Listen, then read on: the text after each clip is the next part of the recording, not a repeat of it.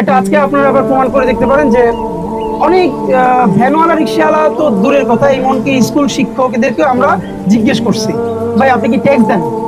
একটু চিন্তা করে বলেন, আমি তো ট্যাক্স দিই না।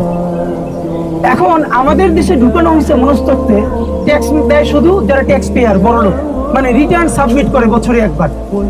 অথচ এই যে বাচ্চাটা আজকে জন্মগ্রহণ করলো, একদম মৃত্যু পর্যন্ত না, মৃত্যুর পরেও একটা নাগরিক এই রাষ্ট্রে ট্যাক্স দেয়।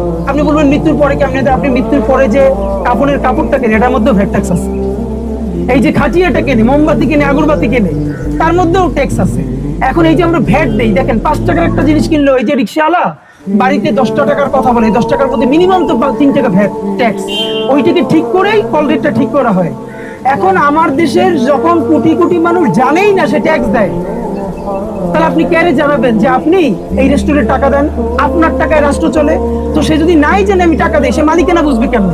আমাদের এখন প্রথম লড়াই হলো প্রত্যেকটা মানুষের কাছে যাওয়া, রিক্সাওয়ালার বোঝানো যে জানুয়ারি থেকে ডিসেম্বর আপনি প্রতি বছরে কমপক্ষে এত টাকা রাষ্ট্রে দেন। আপনারা যেটা, সে তো ভ্যাটও জানে না, কিন্তু ভ্যাটই তো ট্যাক্সের সব থেকে বড় উৎস। এই বলে বলে দেখেন, আমার বাবা যদি মারা যাওয়ার সময় অ্যাটলিস্ট একবার বলে যায় যে ওইখানে আমার একটা জমি আছে, তাইলে হয়তো কোনোদিন আমি দলিল খুঁজে গিয়ে দাঁড়াবো। আমি যদি নাই জানি তাহলে মালিকানা বুঝে নেবো কেমনে? বাংলাদেশের কোনো বড় দলগুলো নাগরিকের নাগরিক হয়ে উঠতে দেয় না, তারা জানতে দেয় না যে সে টাকা দেয়, তার টাকা। এবং আরেকটা মজার ব্যাপার বলি, দেখেন সব জায়গায় দেখবেন ইহা সরকারি সম্পত্তি। সরকারের আবার সম্পত্তি থাকে কেমনে ভাই?